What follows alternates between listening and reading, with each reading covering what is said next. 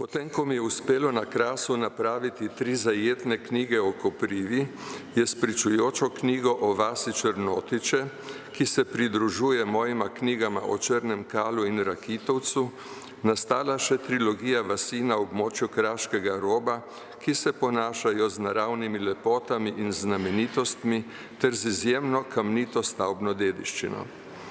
Črnotiče, ki niso ravno velike, se odlikujejo tako s svojim izredno kvalitetnim vaškim kamnitim stavbnim tkivom in urbanistično zasnovo, kot tudi s sakralno arhitekturo, ki jo zastopata kar 2 imenitni cerkvi. Glede na to je zelo zanimiva iz etnološkega in umetnostno-zgodovinskega zornega kota. Po opisu urbanistične zasnove vasi podrobneje opisujem značilnosti številnih domačij, ki se ponašajo s kvalitetnimi kamnoseškimi členi, med katerimi so najbolj reprezentativni dvoriščni portoni z letnicami in napisi ter vogelniki s podpisi domačih samouških mojstrov, ki so jih izdelali. Poudarek je prav naslednjih, ki so v tej knjigi prvič predstavljeni z izčrpnimi biografskimi podatki, medsebojnimi sorodstvenimi razmerji ter kamnoseškimi in zidarskimi opusi.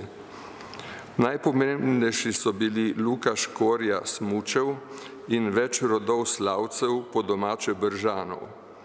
Stilne značilnosti teh mojstrov, ki se kažejo na dvoriščnih portonih, navezujem na sorodno kamnoseško tradicijo v bližnji okolici, v Čičariji in Brkinih.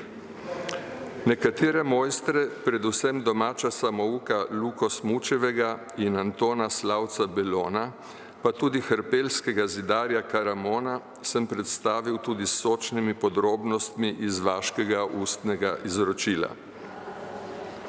Od omenjenih 2 cerkva je ena v vasi, druga pa na bližnjem hribčku Gradišce, ki je dobil ime po prazgodovinskem gradišču. Obe sta nastali v 17. stoletju, današnjo podobo pa sta dobili z dozidavami v naslednjih stoletjih. Cerkev Marije Snežne je bila sezidana v 2 etapah v letih 1663 in 65, ki sta dokumentirani z napisoma na prezbiteriju in portalu.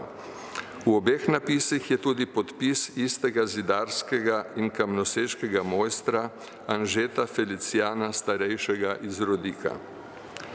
Zidava cerkev svetega Pavla v vasi žal ni tako dobro epigrafsko dokumentirana. Edini napis iz časa njenega nastanka je letnica 1641 na prezbiteriju. Z vedenjem o sočasno delujočih stavbarjih v bližnji in širši okolici ter s stilnimi primerjavami nekaterih kamnoseških stavbnih členov utemeljujem hipoteze o mojstrih, ki so sredi 17. stoletja zgradili in postopoma opremili to cerkev. Ti so bili stavbarja Vincenc in Anže Rojina iz Brezovice v Brkinih, v času, ko je zidal cerkev Marije Snežne, pa je pomemben del notranje kamnoseške opreme prispeval Anže Felicijan.